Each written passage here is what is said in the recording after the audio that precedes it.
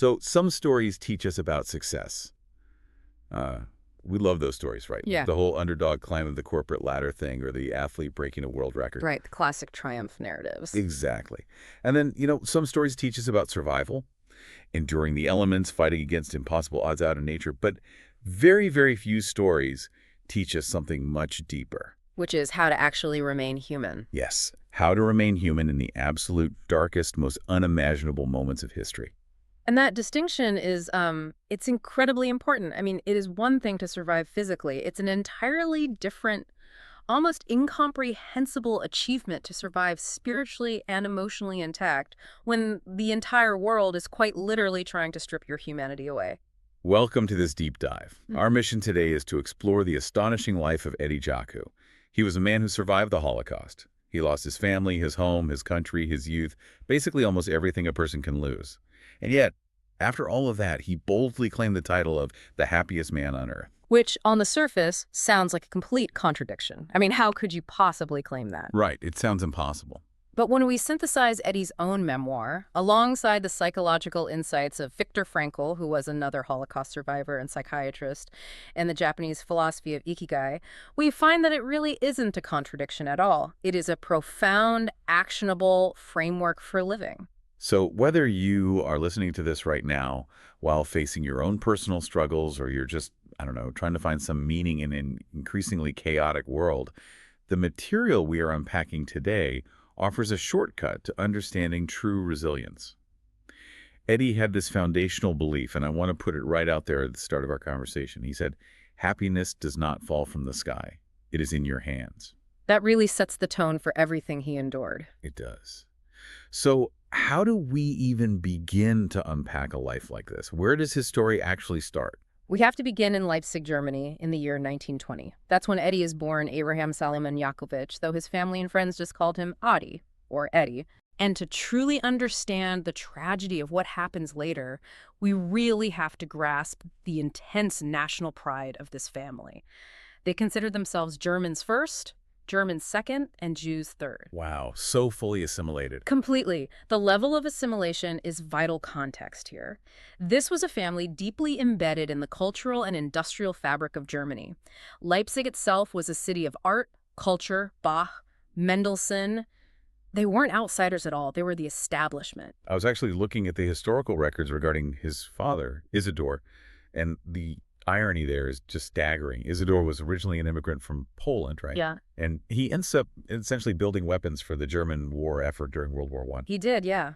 Isidore had been working in America as a fine mechanical engineer for Remington, the typewriter manufacturer, and he was traveling back to Europe on a German merchant ship right as World War I broke out. Talk about terrible timing. Exactly. Because he was traveling on a Polish passport, the Germans actually interned him as an illegal alien. But the German government very quickly realized how skilled he was as an engineer. So they pulled him out of internment to work in a factory making heavy weapons for their military. And he just stayed after the war. He fell in love with Germany. He stayed, opened his own factory, and built an incredibly prosperous life. I mean, Eddie's grandfather even died serving as an army chaplain for Germany. That level of loyalty makes the later betrayal so much worse. If your family literally bled for a country and built its industry, you would naturally feel an absolute sense of safety. So how long did that illusion of safety last for Eddie? The illusion held until 1933. That's when Adolf Hitler came to power. Eddie is just 13 years old at this point, and this is where we see the creeping normalization of discrimination. Right, it wasn't just an overnight switch. No, it's a slow, methodical stripping of rights. First, it hits the schools. Eddie shows up to his high school one day and is simply told he cannot attend anymore because he is Jewish. Then it moves to religious ceremonies. Eddie's family was forbidden from celebrating his bar mitzvah in the Grand Synagogue of Leipzig. And they had to hold it in a much smaller synagogue down the street, which led to one of the most bizarre historical footnotes I've ever read. Flat below the synagogue. Yes. The rabbi had rented the flat below that small synagogue to a Gentile man who had a son in the SS. Which is just the intersection of ordinary life and totalitarianism creates these strange paradoxes. Because when anti-Semitic attacks happened in the neighborhood, that SS son made sure guards protected his father's flat, which inadvertently protected the Jewish synagogue directly above it. It's wild. But despite those tiny pockets of accidental safety, Eddie's father, Isidore, sees the writing on the wall regarding his son's future. He refuses to let Eddie's education be stopped by state-sponsored hatred, so he makes this desperate, ingenious move. He secures false papers. Yeah, he gets fake papers and sends a 13-year-old boy away to live under an assumed name. He sends Eddie 9 hours away by train to Tuttlingen, to a highly prestigious engineering school under the alias Walter Schleife. And for 5 years, Eddie lives this double life. 5 years. As a teenager. Right. He sleeps in an orphanage with older boys, he works all day and studies all night. He learns precision engineering, but he's terrified of being discovered the entire time, and he just misses his family terribly. Okay, let's unpack this for a second. Living a lie for 5 years, isolated from everyone who loves you during your most formative teenage years, that has to do something profound to a person's psyche. It creates an absolute crucible of loneliness. But if we connect this to the bigger picture, this phase of Eddie's life is deeply poignant. This enforced isolation and intense, grueling education inadvertently forged the exact skills that would later save his life. The mechanical skills, you mean? The mechanical mastery, yes, but more importantly, he was building a resilient mindset. In psychology, we often study how periods of intense hardship or isolation can serve as an unexpected preparation for future survival. He was learning how to adapt, how to compartmentalize his fear, and how to rely entirely on his own inner resources. And that emotional toll becomes so clear at his graduation.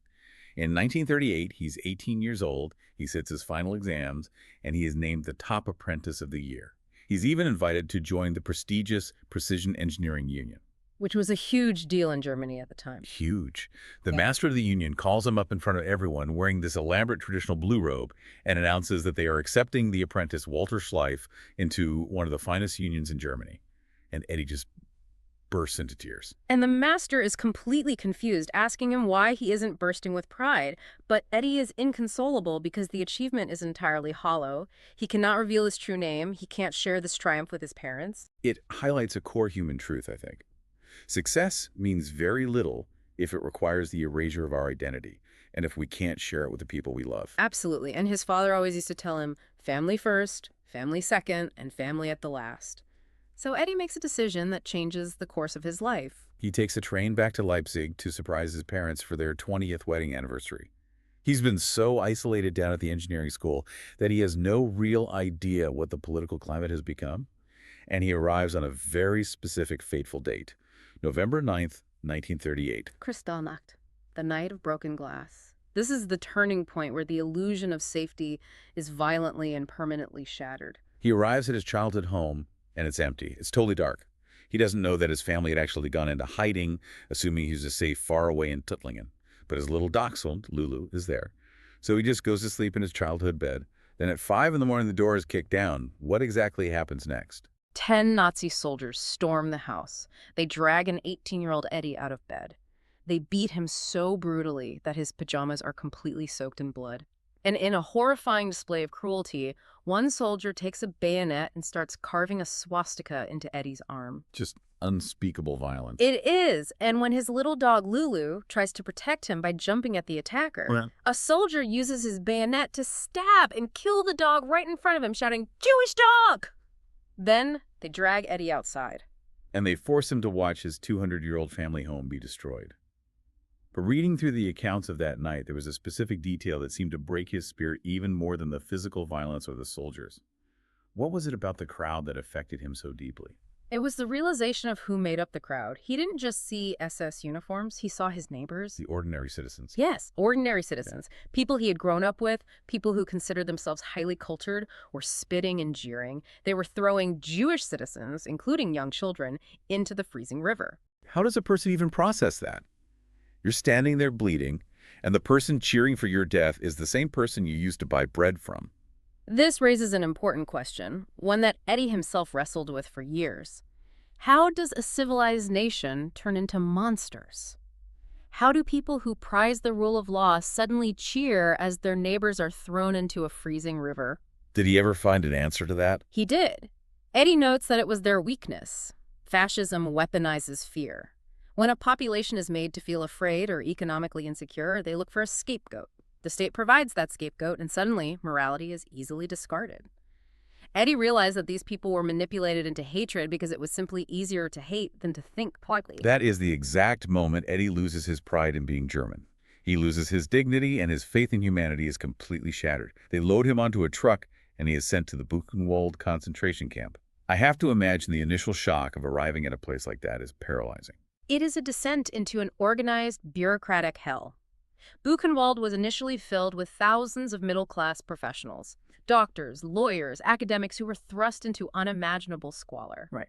And this initial shock is actually the first stage of the psychological framework Viktor Frankl outlines in his work, Man's Search for Meaning.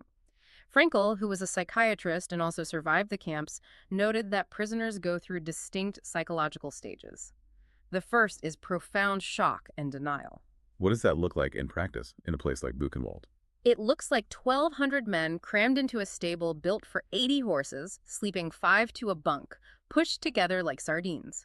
It looks like the deliberate, calculated stripping of human dignity. For instance, forcing 25 highly educated doctors and lawyers to carefully balance on 2 wooden planks over a massive pit latrine. It's designed to dehumanize. Exactly. Dehumanization is step 1 in the psychological destruction of a prisoner. If you can make a man feel like an animal, he is easier to control and eventually easier to kill. But then, Eddie experiences one of those bizarre twists of fate that you couldn't write in a movie without it feeling totally unrealistic. He runs into someone he knows. Yes. One of the SS guards at Buchenwald turns out to be Helmut Hoher. Helmut was an acquaintance from Eddie's boarding house back in Tuttlingen, back when Eddie was living as Walter Schleif. And Helmut had no idea Eddie was Jewish. None. When they lock eyes, Eddie is so overwhelmed with anger and shock that he actually spits on Helmut's shoes. Which should have been an immediate death sentence. It absolutely should have been. But Helmut panics. He remembers Eddie as a brilliant student, and he decides to help him. He goes to the camp commander and vouches for Eddie, explaining that he is an exceptional precision toolmaker. And this is where the broader historical context matters. Yes. The Third Reich is preparing for total war. Every ounce of industry is being directed toward the military. So the ideology of hatred temporarily yields to the pragmatism of war production. Eddie's engineering skills make him a valuable asset to the state. And the bureaucracy of it all, it's just absurd. They actually make him sign an employment contract before letting him leave the concentration camp. It's hard to even wrap your head around. He has to sign a statement saying he was treated well and fed comfortably, and then they release him to his father so he could be transported to a factory to work for the Nazis.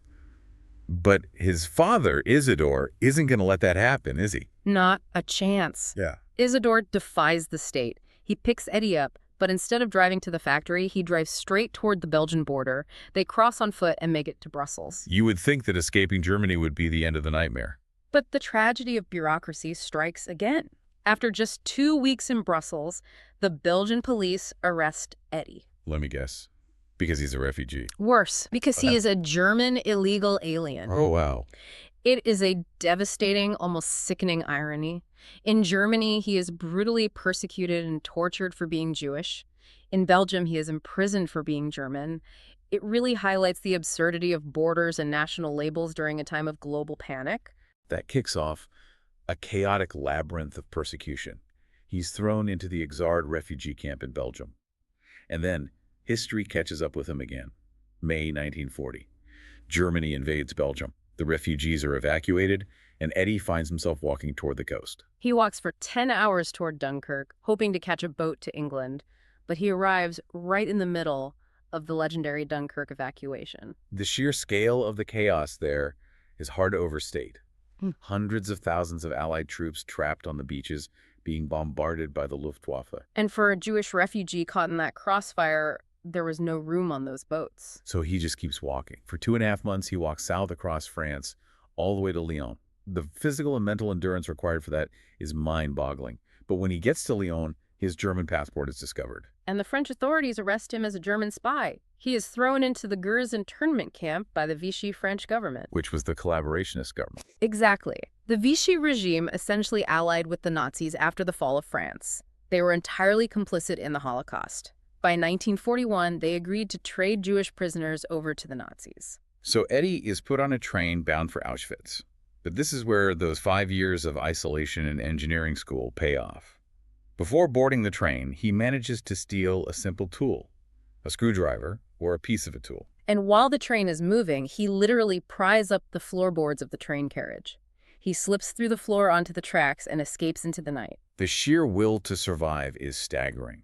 He manages to hop trains and walk 400 kilometers back to Brussels, where he miraculously reunites with his parents and his sister Henny.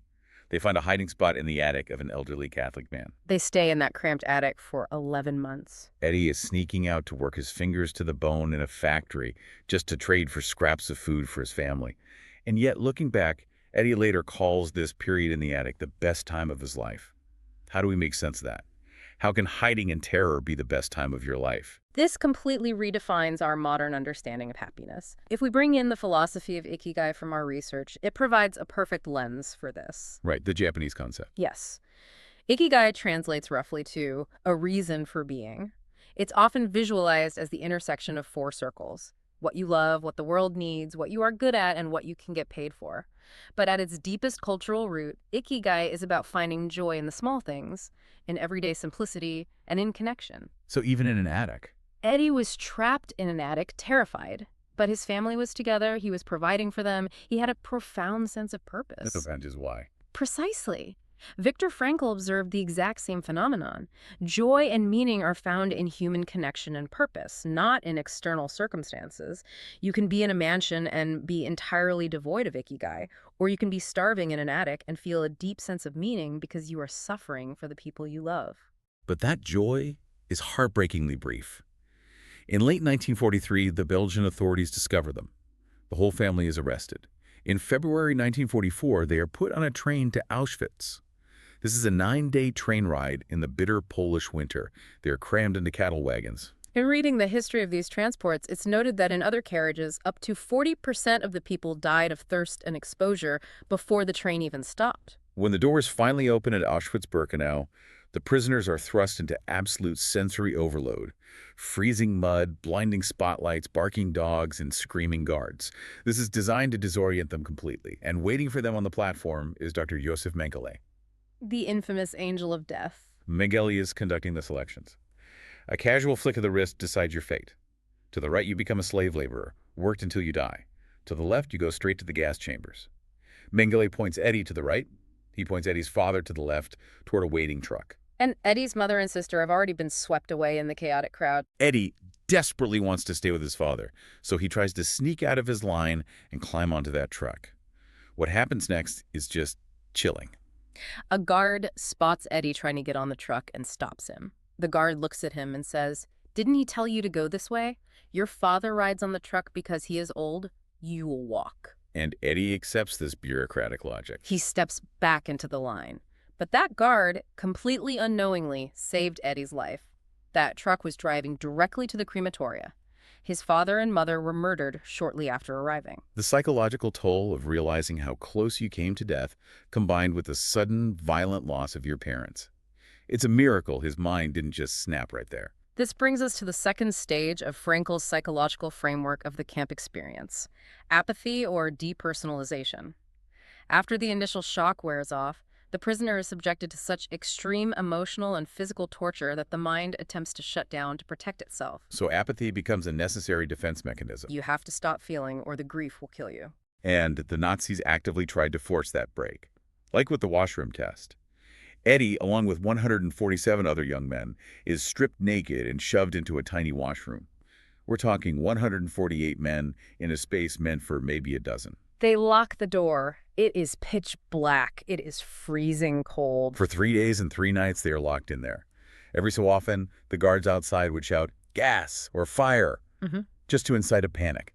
Men would blindly trample each other in the dark, just trying to find a wall. It was a calculated exercise in Darwinian horror. They are testing endurance by stripping away every layer of civilization, hoping that only the most primal, violent urge to survive remains. But Eddie refuses to resort to violence against his fellow prisoners. He finds 3 other boys he knew from Buchenwald. They form a team. They claim a corner of the room. That takes incredible presence of mind. It does. 2 stand guard, linking arms to brace against the crushing crowd, while the other 2 sleep behind them in the corner. Then they switch. Because of that cooperation, Eddie survives. When the doors finally open after 3 days, 18 men are dead on the floor. Only 130 walk out. And immediately after surviving that, they endure the ultimate symbol of depersonalization, the erasure of identity. They strap Eddie's arm in a sling and brutally tattoo the number 172338 into his skin.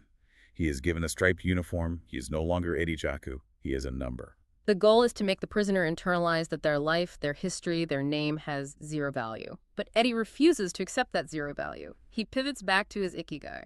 What is he good at? Engineering. He becomes what the Nazis coldly termed an economically indispensable Jew. His education saves him yet again. He's sent to a coal mine, crouching in freezing water underground for 12 hours a day, and later to the IG Farben factory to oversee pipe machines. And this is where his ingenuity just blew my mind. He basically creates a whole underground economy to survive. He finds blunt hacksaw blades that the carpenters throw away. Right, yeah. He secretly grinds new teeth into them, carves wooden handles, and makes beautiful custom knives. He then trades these knives to civilian workers and other prisoners for extra rations of food or soap. It is a perfect illustration of turning a hopeless situation into an opportunity. He is creating immense value in an environment that is designed to be completely devoid of it. He even starts a business. It's essentially the most grim, high-stakes entrepreneurial hustle imaginable. He literally invents a sauce business, soup as a service, in the middle of Auschwitz. I think that modern analogy, while lighthearted, actually gets to the core of his brilliance. Explain how it worked. Okay, so there were prisoner doctors in the camp who were paid for their medical work with raw potatoes. But you can't eat a raw potato in a camp without getting violently ill with dysentery. Which was often a death sentence. Right. So Eddie finds a discarded broken pot. He patches a hole in it using his tools. He then offers to boil the raw potatoes for the doctors, his fee. He charges 1 potato to boil 4. It is tactically brilliant. He isn't exploiting anyone. He is providing a vital service that keeps others healthy while securing the exact extra calories he needs to stay alive himself. It's a win-win in hell. But as Eddie repeatedly emphasizes in his reflections, ingenuity and extra calories were not enough to survive Auschwitz. The true currency of survival was human connection. Which brings us to Kurt Hirschfeld. Kurt was Eddie's friend from Buchenwald, and miraculously, they end up in Auschwitz together. Eddie says point blank that without Kurt, he would not have survived a single month. To understand the weight of this friendship, we have to talk about the camp phenomenon of going to the wire. Auschwitz was surrounded by electrified barbed wire. To touch it was instant death. And it was common. It was so common for prisoners to end their suffering this way that it became a macabre, everyday phrase. Eddie admits that there were many days he wanted to go to the wire. The cold, the starvation, the overwhelming grief over his parents, it was too heavy. He actually tells Kurt, "Let's go. What is the point of living? Only to suffer tomorrow." But Kurt refuses. He absolutely refuses to let Eddie give up. They become each other's anchor to humanity. They would meet at 5 in the morning in the freezing showers just to share a tiny scrap of soap. When Eddie gets a severe sore throat, Kurt literally takes his own thin scarf, cuts it in half, and gives a piece to Eddie. That level of sacrifice is profound. They would hide little presents for each other, a bit of toothpaste, clean rags, behind a loose brick in the toilet. Let's bring Viktor Frankl back in here, specifically his concept of logotherapy. Logotherapy suggests that human beings are driven by a will to meaning.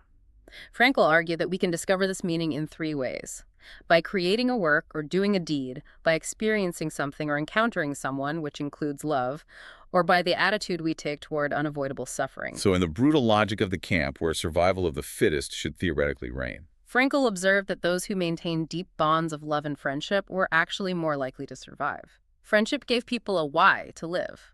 Kurt provided that meaning for Eddie. He gave him a reason to endure the unendurable. it proves that friendship isn't just a luxury. In the darkest times, it is literally life-saving. But Kurt wasn't the only one. Eddie also found hidden kindness in the most unexpected places, like Kraus, the civilian driver. Kraus was a food delivery driver at the IG Farben factory. He wasn't a Nazi, just a regular German civilian trying to survive the war. Kraus notices Eddie and starts sneaking him extra scraps of food. But eventually, Kraus comes up with a wildly dangerous escape plan. He finds a large food drum, paints a yellow stripe on it so he can identify it, and secretly installs a chain on the inside lid. He tells Eddie that when the drum is empty, he needs to climb inside. Right. Climb inside, pull the chain tight to seal the lid from the inside, and let Kraus load the drum onto his truck. Kraus says, "When I whistle, we are halfway between Auschwitz and the factory. roll the drum off the truck. The courage required from both men here is astounding. If Kraus is caught smuggling a prisoner, he will be executed alongside Eddie. The plan goes into motion. Eddie hides in the drum. He pulls the chain. The truck speeds down the road. Kraus whistles. Eddie throws his entire body weight against the side of the barrel, and it rolls off the moving truck. It tumbles violently down a hill, hits a tree, and stops. Eddie pushes the lid off and crawls out. He's free. But there is a massive life-threatening oversight in this plan. A huge one. He is standing in the woods, but he is still wearing his striped concentration camp uniform with a giant target number on his back and a tattoo on his arm. It's freezing, he has no coat, and he stands out like a beacon. He walks through the woods and finds an isolated house. He knocks on the door and begs the Polish farmer, who answers just for a plain shirt. The man stares at him, turns around, walks down the hall, and comes back with a rifle. He opens fire on an unarmed, starving man. Eddie runs, zigzagging through the trees. The farmer fires 6 times. On the 6th shot, a bullet tears into Eddie's calf muscle. He manages to escape deep into the woods, tears a piece of his striped shirt to make a tourniquet, and realizes a horrifying truth. If the local civilians are going to shoot him on sight, he cannot survive out here in the freezing cold. He has to sneak back into Auschwitz. It is a profound psychological defeat, but at the same time, an incredible display of tactical, rational thinking under extreme duress. He waits by the road for a column of prisoners returning from the factory. In the chaos of the marching feet, the dust, and the barking dogs, he slips into the ranks. He literally sneaks back into a death camp just to survive the outside world. And what is truly remarkable is Eddie's later reflection on the Polish farmer who shot him. Eddie writes that he does not hate the man. How is that possible? He recognizes that the farmer was likely terrified. If the Nazis found out the farmer had helped an escaped Jew, his entire family would be killed. Fascism creates a system where everyone is paralyzed by fear. The farmer let his fear overtake his morals. Eddie's refusal to hate this man, to analyze the situation with empathy rather than vengeance, is a cornerstone of the philosophy he develops later. But he still has a bullet in his leg. He gets back to camp, and if the Nazi guards see him limping or find the wound, he'll be sent straight to the gas chamber. This is where another moment of profound humanity occurs. A prisoner surgeon, Dr. Kinderman, steps in. With no anesthetic. With no anesthetic, using crude, unsterilized tools, Dr. Kinderman cuts the bullet out of Eddie's leg in the dark of the barracks. He saves his life, risking his own in the process. This constant oscillation between the absolute worst of human nature and the absolute best is a recurring theme in Frankl's logotherapy as well. Frankl noted that there are ultimately only 2 races of men in the world, decent and indecent. Both penetrate every group and every society. You find sadistic prisoners who turn on their own, and you find kind guards. Or, in Eddie's case, a civilian risking his life to help him escape, a farmer shooting him out of fear, and a prisoner doctor performing life-saving, agonizing surgery in secret. We have to move forward to the final year of the war, January 1945. The Russian army is rapidly advancing from the east. The Nazis are panicking. They want to hide the evidence of their crimes, so they force 60,000 starving, freezing prisoners out of Auschwitz on a death march toward Germany. The conditions are apocalyptic. It is minus 20 degrees Celsius. The snow is deep. Prisoners who stop walking, who stumble, or who simply cannot keep up are immediately shot in the head by the guards. Historians estimate that up to 15,000 people died on this specific march alone. And during this grueling march, Kurt, the man who has kept Eddie alive for so long, collapses in an abandoned building in a town called Gleiwitz. He looks at Eddie and says, "I cannot take another step." But Eddie refuses to let his best friend be shot. Eddie looks around the shower room they are sheltering in and finds a ceiling manhole. He manages to hoist Kurt up into the ceiling space, covers the hole with a wooden board, and tearfully says goodbye. He hopes he has given Kurt at least a fraction of a chance to live. Then, Eddie goes back down and rejoins the death march so the guards don't notice anyone is missing. That sacrifice, choosing to face almost certain death on the freezing march in order to give his friend a chance at life, is the ultimate expression of what Frankl calls self-transcendence. True meaning is found when we look beyond our own immediate survival and dedicate ourselves to someone else. The marchers who survive are eventually loaded into open-air train wagons bound for Buchenwald. We're talking 30 men crammed into a freezing, roofless wagon. The snow is pouring down. But again, human ingenuity shines through the misery. There is a master tailor in Eddie's wagon. He tells everyone to take off their thin, useless striped jackets.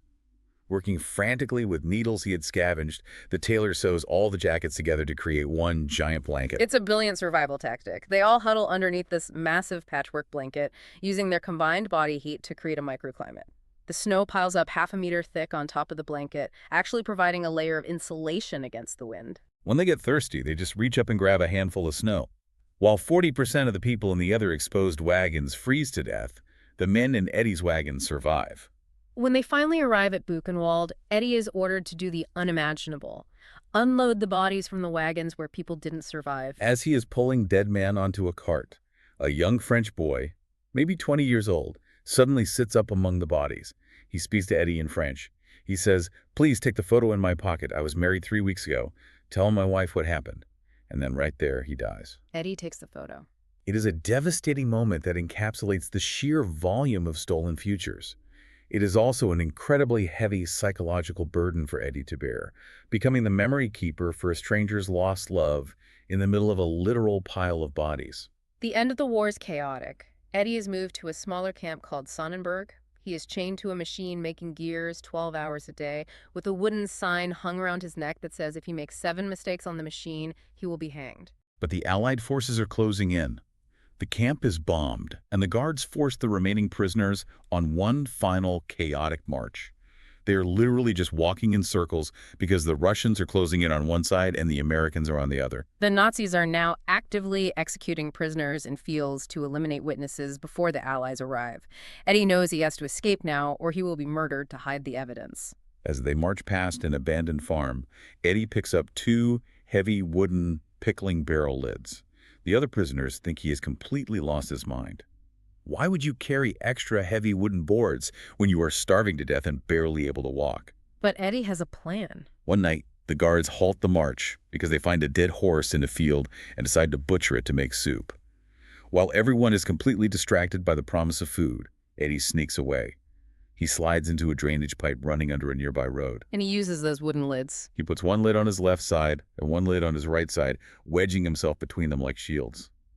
He's so utterly exhausted that he actually falls asleep in the freezing water inside the pipe. When he wakes up hours later, the silence is deafening. He looks at the wooden lids he was holding. There are 38 bullets lodged deeply into the right lid and 10 bullets in the left lid. Unbelievable. Before abandoning the area, the Nazis had blindly fired their submachine guns down into the drainage pipes just in case anyone was hiding there. Those heavy, seemingly useless wooden lids saved his life. The sheer improbability of his survival is astounding.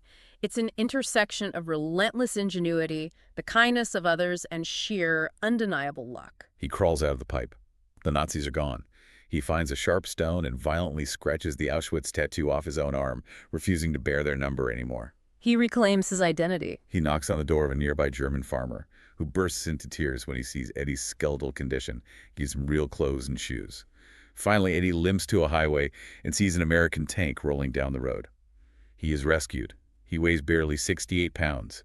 He is suffering from cholera and typhoid. But he is alive. But as any psychologist studying trauma will tell you, surviving the war is only half of the story. The psychological aftermath of the Holocaust destroyed many survivors who made it out physically. The complex PTSD, the intense survivor's guilt, the overwhelming grief of losing entire extended families. It was an insurmountable wall for many. The ultimate question for Eddie was, what do you do with a life that has been spared when millions of others were not? Eddie recovers in a hospital for months, and in a miraculous turn of events, he reunites with his sister Henny and his best friend Kurt. They both survived. Eddie moves to Brussels, and in 1946 he marries a Jewish woman named Fleur, who had spent the entire war hiding in Paris. They eventually moved to Sydney, Australia in 1950 to put as much distance between themselves and Europe as possible. Eddie builds a successful precision engineering business, raises a family, and lives a comfortable life. But his greatest achievement isn't his financial success or his physical survival. It is the mindset he cultivates. Eddie makes a conscious, deliberate vow to smile every single day. He declares himself, publicly and unapologetically, the happiest man on earth. Which brings us back to that initial contradiction. How does someone who watched his parents go to the gas chambers, who was tortured, starved, and shot, look at the world and call himself the happiest man on earth? Eddie explains it beautifully in his memoir. He says, "Hate is a disease which may destroy your enemy, but will also destroy you in the process." He decided that if he lived with a heart full of hate, Hitler would have won. He refused to give the Nazis the final victory of turning him into a bitter, hateful man. To really understand the mechanics of how Eddie achieved this, we need to bring in the four-factor model of gratitude from Dr. Paul Wong's research, which is highlighted in our sources. Eddie Jaku is the living, breathing embodiment of this entire psychological model. Let's walk through those four factors, because I think this is where you can really extract the actionable advice. Absolutely. The first factor is dispositional gratitude. This is gratitude as a trait, a daily habit. It's the tendency to be appreciative. Eddie made smiling a daily, disciplined habit, regardless of his mood. And the second factor? The second is state gratitude, which is feeling grateful for a specific present moment or object, like Eddie's profound appreciation for a warm bed or a simple piece of bread, which he never took for granted again. What about the third factor? The third is interpersonal gratitude. This is gratitude directed toward others, which strengthens social bonds. Eddie spent his life expressing intense gratitude for his wife, his children, and his friend Kurt. He recognized that his survival was a collaborative effort. But it is the fourth factor that is the most profound and the most difficult to achieve: existential gratitude. That sounds heavy. How do we define existential gratitude? It refers to feeling grateful for life in its totality, both the good and the bad. It is an appreciative attitude toward the gift of existence itself, recognizing that even severe setbacks and human evils can be crucibles that make us wiser and more compassionate. Eddie didn't just appreciate his sunny days in Australia. He recognized that his immense suffering had given him a profound, crystal-clear understanding of what truly matters. He appreciated life because he knew exactly how easily it could be taken away. He was grateful for the perspective the pain gave him. That ties perfectly back into the concept of ikigai. Ikigai isn't just about finding your dream job. It's about viewing purpose as a continuous journey, not a final destination. Eddie says that if you have your health, a family that loves you, and a safe place to sleep, you are a millionaire. He found his ultimate purpose in his later years by sharing his story. He volunteered at the Sydney Jewish Museum well into his 90s, talking to thousands of school children and adults. Why? So that future generations wouldn't take their freedom for granted, and so they would understand the absolute necessity of kindness. And this brings us full circle to Viktor Frankl's most famous, enduring psychological insight. After surviving the camps, Frankl wrote, "Everything can be taken from a man but one thing, the last of the human freedoms. To choose one's attitude in any given set of circumstances, to choose one's own way." The Nazis took Eddie's home, they killed his dog, they stripped his dignity, they murdered his parents, and they stole his youth. But they could not take his ability to choose his response to those events. Between the stimulus of his suffering and his response to the world, Eddie found the space to choose joy. So let's synthesize this. What does this all mean for you listening right now? The sheer magnitude of Eddie Jaku's journey is almost impossible to fully wrap our heads around. But the lessons he left behind are incredibly practical for our everyday lives. Suffering, in one form or another, is a universal human experience. It can embitter us, making us hard and cynical, or it can ennoble us, making us softer and more compassionate. The difference, as Frankl and Eddie show us, is whether we can find meaning in that suffering, and whether we allow it to connect us to others. Exactly. You don't have to survive a concentration camp to apply Eddie's lessons to your life today. In our daily lives, we face conflicts, we face disappointments, and we deal with people who wrong us. We have the choice, every single day, to be the person who shares a piece of bread. We have the choice to be the person who cuts our scarf in half for a friend who is cold.